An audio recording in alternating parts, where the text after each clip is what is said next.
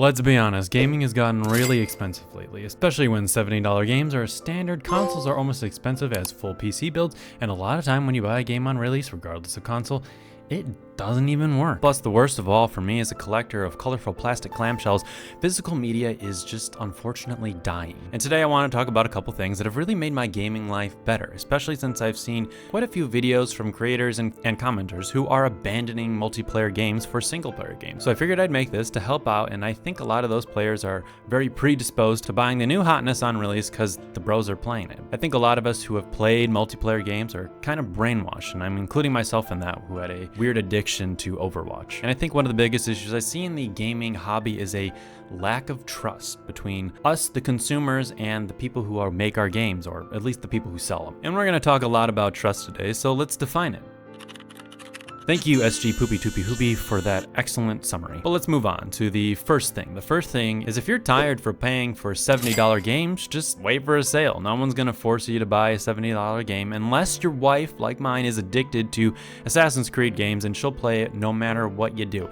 You better buy that fucking game. I don't care how much you hate Ubisoft. If your significant other who's not as lost in the sauce wants a game, you buy that game. You do it. If you know, you know. But for me and many of us stewing in the internet spaghetti sauce of discourse, I think it's done a lot of good for me to just wait for a sale on any single player game. Especially when on release, I'm already thinking like, do I actually trust if this game is going to be good before the game even comes out? Now I know this sounds pretty basic, but hear me out.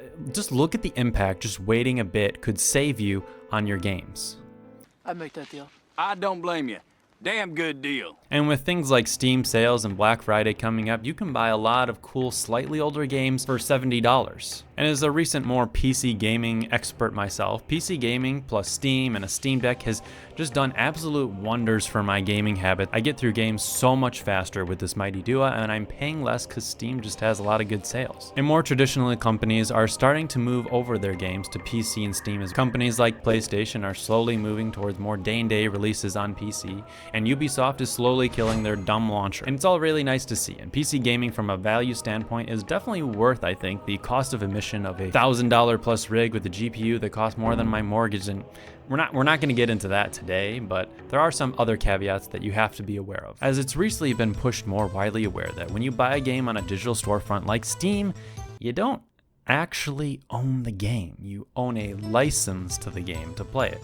And for me personally, things like this just kind of rub me the wrong way. I like to fully own my game. So let's go back to that word trust. Do you trust Steam and other PC storefronts to let you keep your games? I know it sounds weird despite I've built this up, but I actually kind of do trust them like that. But I've just been blissfully happy playing all my games that I bought, and every single game I think I've ever bought on Steam is still available.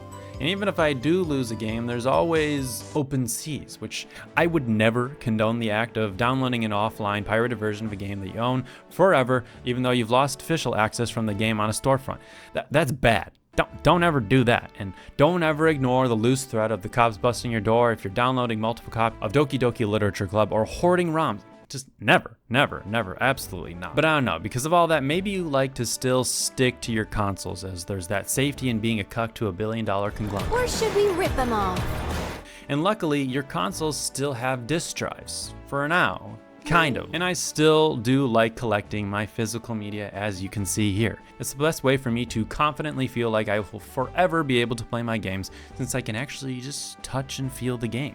I love the act of staring at my collection, pulling out a game I love and inserting it into my console. I know that sounds a little weird, but don't think about it too much. The whole process just keeps me feeling young, and most of all builds a lot of trust to that company, knowing they allow you to have that feeling, which is why I hope consoles continue to have discs and cartridges in some sort of capacity. And it's why I still trust and buy games on my Nintendo Switch, because I know it's a reliable way to play certain games. Now, I'm not crazy. I'm not buying the Mortal Kombat 1 Switch version, but I will go out of my way to buy an essentially worst performing game on a Switch if it means I know I'll be able to play it forever and portably. But sometimes I also don't have a choice, and Switch emulation has gone kaput, and tons of my favorite franchises are completely exclusive to the console. But I think the ultimate form of this is actually buying physical games at your local used video game store at half the cost, because now you're getting the best of both worlds here. A copy of the game potentially with all included content and DLC, half the cost or more from a release, and a little questionable gamer slime on the front cover. Now, take this copy of Tokyo Mirage Sessions Encore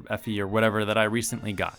And I got this at my local store for about half the price that it's available on Amazon right now. And now I just have this questionably okay game at half the cost with all included content on a console I'll actually still use. And to me, this is just a massive win. And I don't know when I'll actually get around to playing this, but I know I'll have it forever, and that's just rad to me. And another thing you're also avoiding with just calming down a bit and waiting is so many games are buggy on release, and have tons of just weird added bullshit.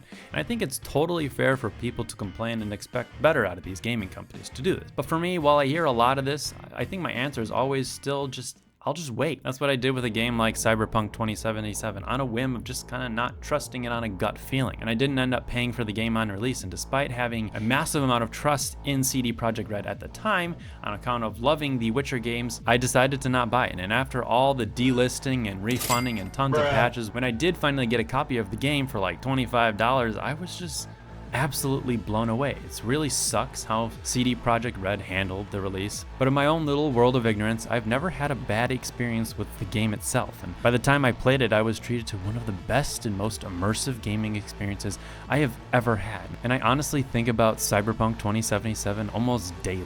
The world just has a chokehold on me that I just can't avoid. And I always just have this desire in the back of my mind to open up the game, drive around Night City, and just feel the rush of the sci-fi libertarian wet dream coated in neon lights. It's just a really fun game. And it sucks that there's so many people that are completely burned out of this experience because of how they handled it on release. And all of this, for me, was avoided by just waiting a day, honestly. You don't need to even wait that long a lot of times, and find that reviewer or someone that you really trust that has interests that align with yours, and wait for a review and go from there. And I'll probably never trust a CD Projekt Red game on release again, which is kind of unfortunate, but really that trust is honestly hard to come by. But I don't want to be all too doom and gloom about you gotta have absolute trust in someone.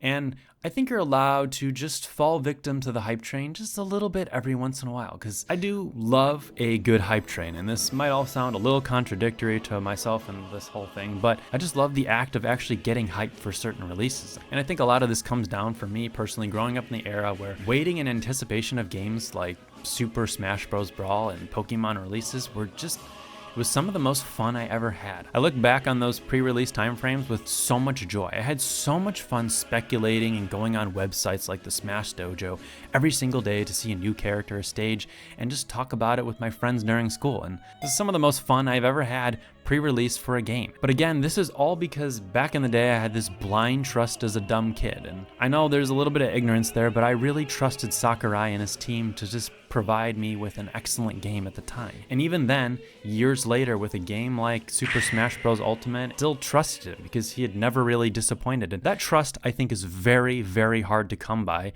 But I think everyone is allowed those few franchises or series where you just kind of have that blind trust where you just have to go for it and just trust that this team who has delivered to you other excellent games that you've loved, you just have to submit to it and get caught up in the hype train. But depending on where you live and your current situation financially, sometimes you just can't afford that, and I understand. I've been there before as well. But I don't want to completely lose all hope and become extremely jaded about video games. And I just want to have a lot of fun and just spread my love for video games online as well. But despite that, I really still don't pre-order games. Like, it's very rare. I think the last game I actually pre-ordered was probably Elden Ring. But with every new release, you just never know, really. Anyways, thanks for watching this video. I really hope you enjoyed it. And I really just hope this helps you out a little bit and maybe gives you just a different perspective. I feel like a lot of negativity around gaming as a hobby and people thinking that it's gonna crash and whatever, and maybe it does, maybe it doesn't, I don't know, but I just want to have fun with this hobby, and I hope a lot of you do as well.